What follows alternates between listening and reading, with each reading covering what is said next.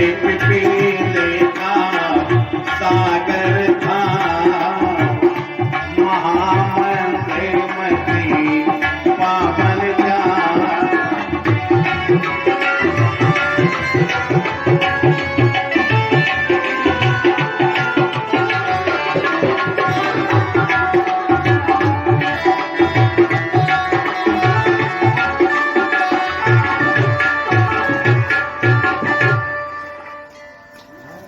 महाराज की तैयारी कर रहे थे माता सीता के लिए। भगवान श्री राम जी पुष्पों के गहने बना रहे थे, नूपुर बनाए और जाकर के महाराज ने चरणों के गहने बनाए, कमर के लिए करधनी बनाई, हार बनाया और कानों के लिए फूलों के गहने बनाए, शीश फूल भी बनाया। उसी समय जाकर के बाधा उपस्थित हो गई है। एक बार चुन कुसुम सुहागे, निज कर भूषण राम बनागे, सीतह पहरागे प्रभु सादर। सीता जी का श्रृंगार किया, सीता का श्रृंगार हो रहा था। अब जयंत आया तो जयंत ने भगवान की परीक्षा करना प्रारंभ कर दिया। जब महाराज हुआ तो उसमें समस्त देवांगनाएं आई, जयंत की पत्नी भी आई और जयंत की पत्नी ने कहा अपने पति देव से, जयंत से कहा, सुनो जी। उसने कहा सुनाओ।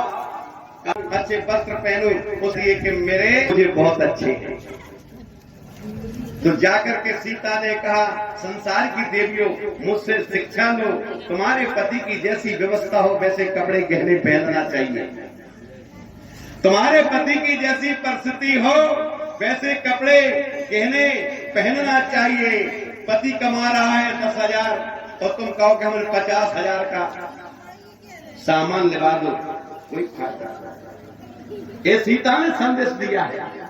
लेकिन आज की माताएं ये कुछ नहीं मानती हैं। माताओं, सीता का संदेश ले जाना, हाँ ये बात मत कर लेना कि नहीं हमको तो कम से कम 2-4 भर को हार बनवा दो और कानों को बनवा दो, और नहीं बनवाओगी तो मैं मायके चली जाऊंगी, तुम देखते ही रही हो। अच्छा, पति बोलो मैं देखते ही रहो, कुछ कोई नहीं कर, तू क्या करते। माताओं को सोने से मोह है। यहाँ की माता नहीं, हमें दतिया कहता कि तो बहुत अच्छी है। तो माताओं, एक माता जी ने कानों में कुंडल पहनवाया से, बड़े बड़े झुमका पहनवाया से, हैंड पंप चला रही है। तो एक बोले ये कोई थी तो दीदी जी कब की बनवा रहे, कोई पकड़ मेरी भाभी ने करवाया तो भाभी ने बनवाया। अच्छा भैया अभी ने भी नहीं, भाभी ने, भाभी बहुत चाव। अब उनने कही अच्छा भाभी ने, अरे जो नहीं करेंगे पैसा पे सही से लेगा, होते को नाम कर दो। अच्छा एक बात बताओ, तुम भैया के भाभियों के नाम लेती हो, उन्होंने जी बनवाए, उन्होंने जी बनवाए, तो जी जिसने जी काम लगा है बाप का नाम लाओ कि नहीं लाओ? अरे उसको तो याद करो ना जिसने हमारी नाक लगाई, हमारी आंख लगाई, हमारे कान लगाए। कान ना होते तो बताओ हम कहाँ पहनते। उस भगवान को भी धन्यवाद दो जिसने कान बनाए। कानों में सोना पहनो और बुढ़ापे में चश्मा लगा लो, और कान नहीं होते और जो सुबह सवारी नाक ना होती तो बताओ कितनी सुंदर लगती। हुकुम पहुंचा में सिंध में गुड़ की लेने जाती तो ऐसा पानी भरता जैसे बोतल में डुब डुब डुब कर भरता है। हाँ माताओं, इसलिए सीता का संदेश अपने हृदय में धारण करो। ऐसे श्री हनुमान को महावीर ही कहूंगा। तो ऐसे हैं श्री हनुमान जी महाराज जिन्होंने प्रभु श्री राम को अपने बस में कर रखा है। कैसे बस में कर रखा है श्री हनुमान जी ने, जानते हो?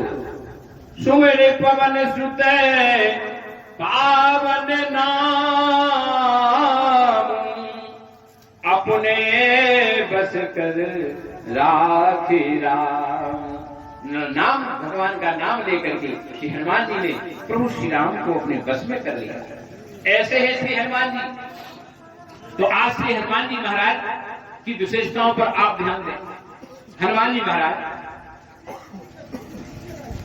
जब समुद्र के किनारे सारा बाण समूह बैठा है, जामवंत जी बैठे, नल बैठे, नील बैठे, श्री हनुमान जी महाराज जी बैठे, अंगद जी बैठे, और वहां पर विचार चल रहा है कि 100 योजन का समुद्र कौन पार जाएगा, कौन जाएगा पार। विचार चल रहा है वहां पर। किसी बंदर ने कहा हम 70 योजन जा सकते, किसी बंदर ने कहा हम 80 जा सकते, किसी ने कहा 90 जा सकते। जामवंत जी ने कहा कि आप सब लोग बैठो, 100 योजन की बात है, तुम 70-80 कर रहे हो, तो जानते हो जब 100 योजन की बात हो, 70-80 की तुम बात कर रहे हो, तो बीच में डूब नहीं जाओगे भाई, बीच में डूब जाओगे। 100 योजन की बात है, 100 योजन जाएगा वही खड़ा हो, बैठो। जो 100 योजन जाना चाहता है, पार करेगा, वही इस राम जी के कार्य को करेगा। आप ध्यान रखना। उस सभा में श्री हनुमान जी भी बैठे, सब बोल रहे बीच में, हनुमान जी नहीं बोल रहे हैं। अब यही तो बस समाज की विडंबना है। समाज में जो लोग अच्छा काम समाज में होना है, वो समाज में आते नहीं अच्छा काम करने के लिए, वो जिनसे होता नहीं है वो बिना आगे आए मानते नहीं। बोलो भाई तो काम हो जाएगा भाई। जिस राम जी से धनुष टूटना था वो राम जी उठ नहीं रहे, और जिनसे नहीं टूटना वो बिना उठे मान नहीं रहे थे, तो क्या धनुष टूट गया? विचार करना टूटेगा। समाज में जो काम अच्छा जिन लोगों को आगे आना चाहिए वो आना नहीं चाहते हैं, अच्छा काम समाज में हो नहीं पाता। विचार करना। तो यहाँ करते हैं, अरे कोई भी काम करना, बिना गुरु के कार्य सफल नहीं होते। अब तो गुरु बनाना ही पड़ेगा। हम आपको जय बोलनी सिखाते हैं, कैसी जय बोलेंगे? अच्छा मैं कहने लगा प्रभु ऐसे जय बोलो, और क्या कहता है? अटल छत्र चंद्रमा सुनैना सुकुमारी जनक नंदनी की। अटल छत्र जनक कुल चंद्रमा सुनैना सुकुमारी। जिस समय कहा भगवान ने कहा नंदनी की, कहा नंदनी की। अच्छा माली ने कहा प्रभु नंदनी की जय नहीं चलेगी, पूरी जय बोलनी पड़ेगी। हम जानते हैं कि आप नंदनी की जय बोल करके आपकी वशिष्ठ जी की जो गौ है ना, उसका नाम नंदनी है, और आप नंदनी की जय बोल करके अपनी अयोध्या की कीर्ति को, अपनी अयोध्या की नाम को ऊंचा कर रहे हो। नंदनी की जय नहीं चलेगी, पूरी जय चलेगी। और अंत में तो महाराज ने कहा अटल छत्र जनक कुल चंद्रमा सुनैना सुकुमारी जानकी की, जानकी मैया की। और जैसे ही जय बोला, और लक्ष्मण देखो भगवान ने कहा सिया जी की, लक्ष्मण जी ने भी जय जयकार बोली, और जैसे ही जयकार बोली भगवान को बगीचे में प्रवेश मिला। और ठीक इसी समय गोस्वामी जी मानस में श्री किशोरी जानकी महारानी भगवती का भी प्रवेश कराते हैं। और आज अपनी अष्टसिद्धियों को साथ में लेकर के जानकी महारानी हमारी भगवती का देखो मानस में प्रवेश हो रहा है। आज हमारी जानकी मैया बगीचे में अपनी सखियों के साथ आए, सरोवर में स्नान। आज हमारे लक्ष्मण जी ने प्रभु का बड़ा सुंदर श्रृंगार किया है, और जानकी मैया आई हमारी और कहा गई। देखो उनकी मैया सुनैना ने आज किशोरी जी को गौरी मैया की पूजा करने को भेजा है, और गौरी जी का पूजन करने के लिए गए।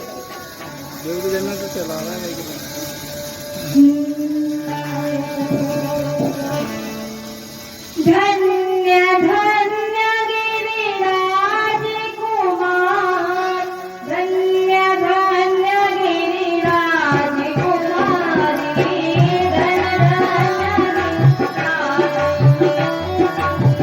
धन्य धन्य गिरिराज कुमारी, धन्य